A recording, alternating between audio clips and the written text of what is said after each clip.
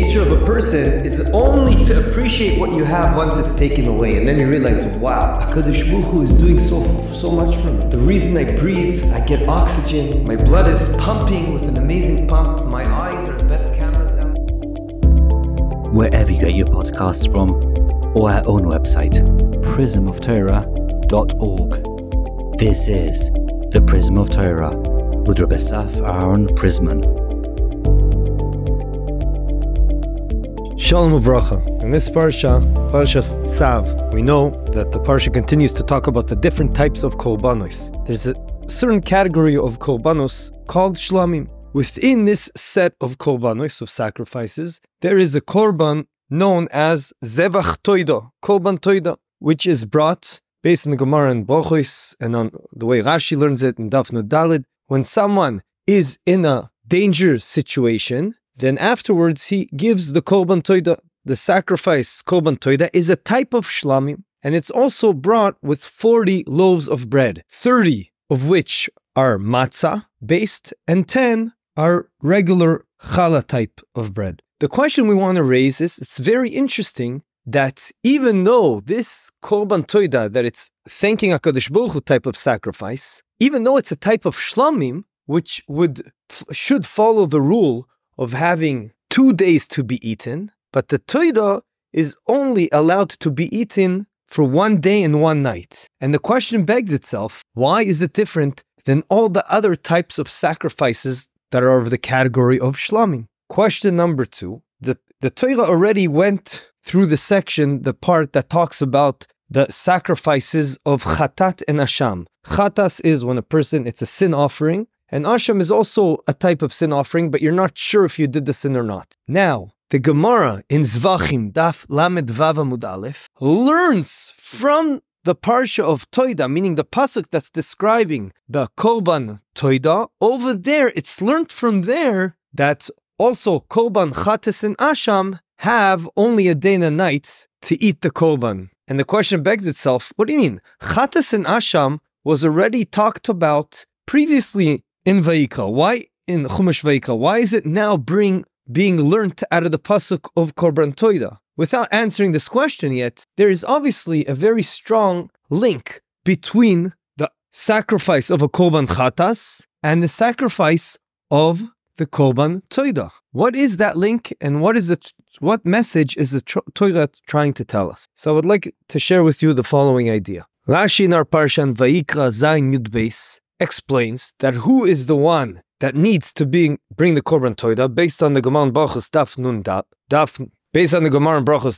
Daled. It's the people that went through a dangerous situation. Now, as I mentioned earlier, when a person brings this type of offering, a Korban Todah, together with it, he brings 40 types of breads, 30 that are matzah based and 10 that are regular bread based. What is this symbolizing? So there's a very interesting sforno over here in the Parsha. And it seems like the sforno is saying the following. The ones that are chametz based, the regular bread, which are only 10, they're representing the Yetzer Hara, the Se'or Sheba'isa. As we know, that idea, something that's chametz represents the Yetzer Hara. And it seems to be that he's implying that the reason a person got into the dangerous situation in the first place is because a certain sin that he did, or to a certain extent, we'll see later on what this is, but there's a certain type of sin that he did that put him in the situation. Baruch Hashem, he had enough schuyot, merits, which is represented by the 30, which is a lot more, 3 times more, by the 30 matzah types of bread, that they represent the merits he has, and they overcame the negative side, and hence in that merit he was saved by HaKadosh Baruch Hu, and now he's bringing this offering to thank HaKadosh Baruch Hu for that. So based on this Forna and the Rashi, it seems like there's something that the person was held accountable, and hence he was put in a dangerous situation. And since he had merits and he was saved, HaKadosh Baruch Hu, according to Rashi, is mechayv him to bring a Korban Todah, to bring this thanks offering to HaKadosh Baruch Hu, to say thank you for saving me. But you see that to a certain extent, he is responsible in the fact that he was put in a dangerous situation to begin with. This idea is brought down also by the Kli Yakar and the Shut Maram Shik, but there's a very interesting Shut Maram Mintz that he says the following. He says, if you look carefully, today, when a person comes and says Hagoimel, and he thanks HaKadosh Baruch Hu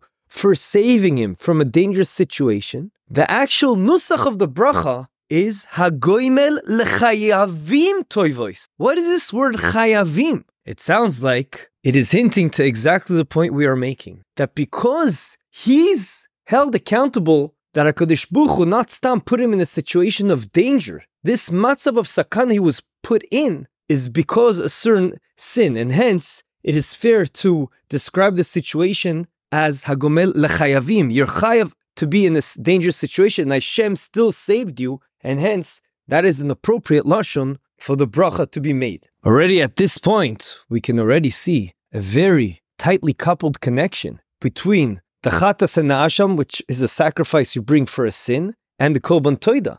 Because also the Korban Todah, to a certain extent, there's a sin over here involved. And that's why a person was put in this dangerous situation. And yes, granted that he had merits in HaKadosh Baruch Hu saved him. But at the end of the day, it's better not to be in a dangerous situation and be saved than to be in a dangerous situation and need HaKadosh Baruch Hu in the merit of your zchuyot to be saved. To go a step deeper, there's a very interesting sfas emes that he spoke about in Shabbos HaGadol, and he says the following: that HaKadosh Baruch Hu sometimes brings a person to a situation, being in a dangerous situation or a certain sickness, and then he helps them get out of the situation in order to make sure he understands, and he's machnia himself. He puts him and realizes that HaKadosh Baruch Hu is in charge, and perhaps he didn't realize enough on his level, of course. The chasadim that HaKadosh Baruch Hu does with him every day. Because a lot of times, the nature of a person is only to appreciate what you have once it's taken away. And then you realize, wow, HaKadosh Baruch Hu is doing so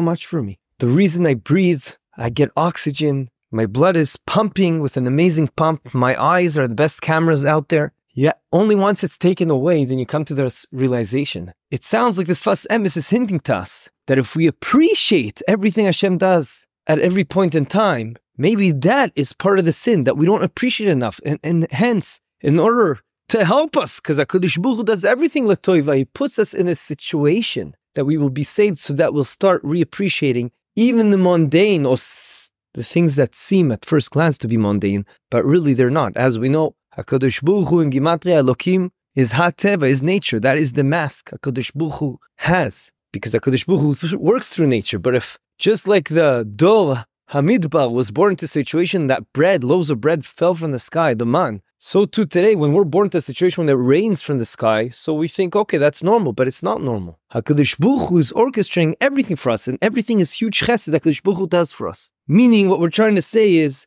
perhaps these 10 loaves of bread of chametz that represents, to a certain extent, a sin, and everyone on his level, it's because we were not sensitive enough to appreciate the infinite chasadim that HaKadosh Baruch Hu does to us at any point in time. There's a fascinating Rashi in Shmois, Yud Zayin Zayin, that it says over there, that when Bnei Yisrael started to complain to HaKadosh Baruch Hu and saying, Hayesh Hashem b'kirbeinu u'ayin, where's HaKadosh Baruch Hu? You don't appreciate and you don't realize, and you're not living the fact that HaKadosh Baruch Hu is saving you at every point in time? What's the next step? Miyad Amalek comes to fight with them. And that is exactly that juxtaposition of those two Parshas, as Rashi explains, and he even brings a famous mashal, when a child is on the father's shoulders, and anytime the son sees something that he really wants, he asks the father to pick it up for him. First time, second time, third time, suddenly he bumps into someone, he says, by the way, have you seen my father? And the father says, you don't realize you're on my shoulders? And then he put him on the ground, and the dog came to bite him, which is the initial reason the father put him on his shoulders. Based on this Modik is Sfas Emes, perhaps we can understand what it says in Tehillim, Perek Kaf Zayin Pasuk Ches, which is the basis for the din that we have, that we thank Hashem, and we bring a Korban Todah. It says, Yodul Hashem Chasdo v'niflo isav livnei Adam. Why is the beginning of the pasuk in singular Chasdo, as if it's only one chesed that Hashem does, and afterwards it says in plural Niflo isav? Sfas Emes explains,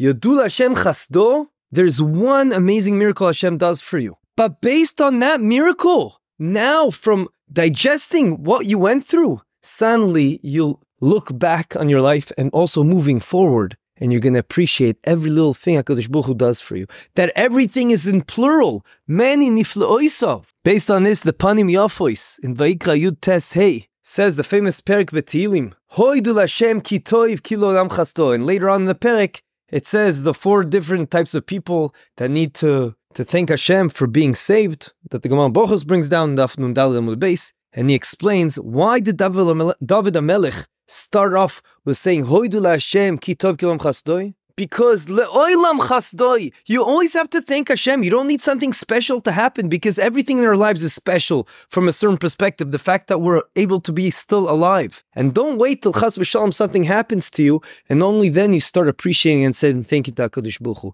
And perhaps through that, HaKadosh Baruch Hu won't put us through dangerous situations and then we'll have to thank for them when we're saved. We have to thank Hashem straight away. Be proactive. Appreciate what we have. Of course, I have to make a point saying that we don't know cheshbonot shamayim, but at least this nekuda we should take home and realize that we have to trigger our thoughts and be emotionally aware and sensitive to the Ein Sof, infinite chasadim that HaKadosh Baruch Hu does for us b'chol rega v'rega. How can we not mention the famous Ramban in Shmois Yud Gimel Tet Zayin that he says it's through the big miracles, the big open miracles, that a person then is able to also admit and appreciate the hidden miracles, and will help us bring us to the realization that nature is one big miracle that HaKadosh Baruch Hu is doing for us on a continuous basis. The Malbim says that this is the reason that at any point in time someone can bring a Korban Todah from himself, even without him being put into a dangerous situation. Because all nature are hidden miracles. And at any point in time, if you feel, wow, I want to show HaKadosh Baruch Hu how much I appreciate what he has done for me, then you can also give this thanks type of sacrifice to HaKadosh Baruch Hu. Says the Kav Yashar, this is exactly why Chazal in their wisdom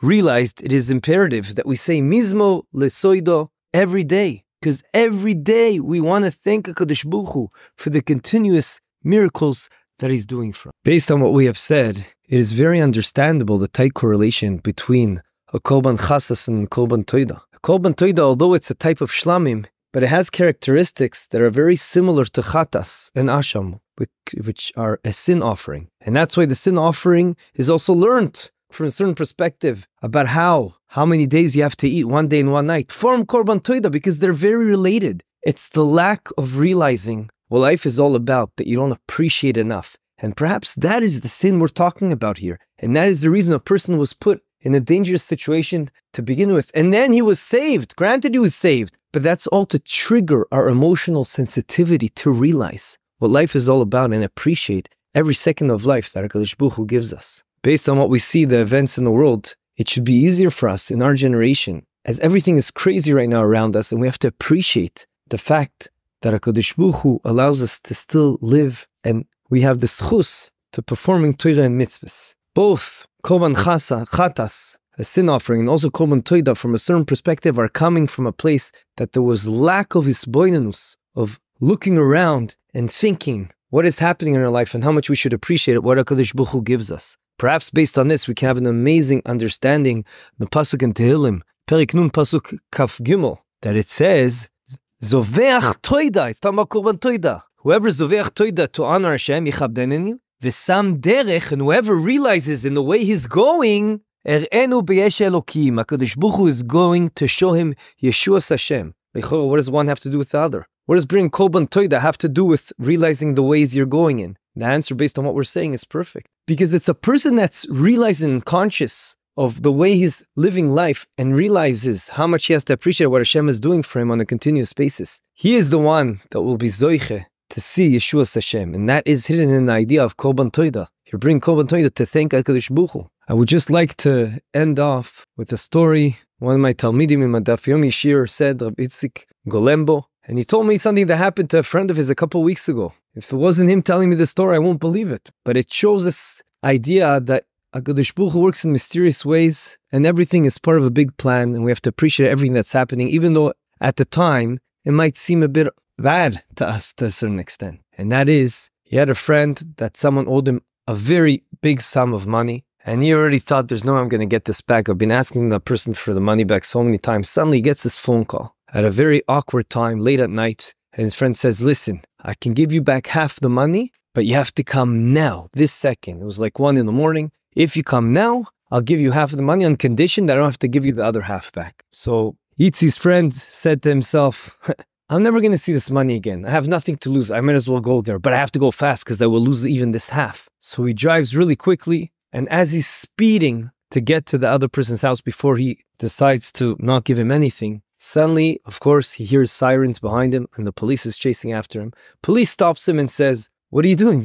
You're speeding to such an extent. There's no traffic. He says, you're not going to believe me, but the truth is someone owes me a ton of money and finally I have a chance to get it back. If I don't run there this second, he says he's not going to give it to me. Please, just let me go. At the end of the day, I don't know how he was able to cut this deal, but he told the police officer, I'm telling you, this is true. I'm not pulling your leg. How about this? Let's go. Come with me to that place. If indeed he has money to give me, then you see I was telling the truth. Then just let me go. If not, you could give me 2 tickets. And so too, somehow, he was able to convince the police officer, and they went together. They left his car there. They went with the police car there. And as they're knocking on the door, the person that opens the door says, what? You brought the police here? Fine, I'll give you the whole money, the whole amount of the money. And that was a true story. And you see from here, a lot of times in life, we go through something, we have to realize everything is one big chesed, continuous chasadim that Hashem gives to us. We don't always realize what they are, and sometimes we do. We just have to be conscious and be proactive in thanking HaKadosh Baruch Hu for the endless chasadim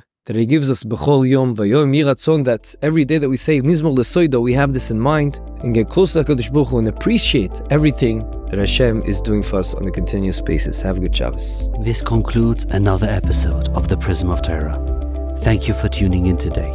We hope you enjoyed it and learned something valuable. If you did, please subscribe to the podcast and give a 5-star rating. You can also find this podcast wherever you get your podcasts, or our own website, prismoftorah.com, where we have a full archive of all our past episodes. We would like to thank Yona Vefa for the recording equipment and Eli Podcast Productions for handling all our post-podcast productions. Join us next week for another enlightening conversation on the Prism of Torah.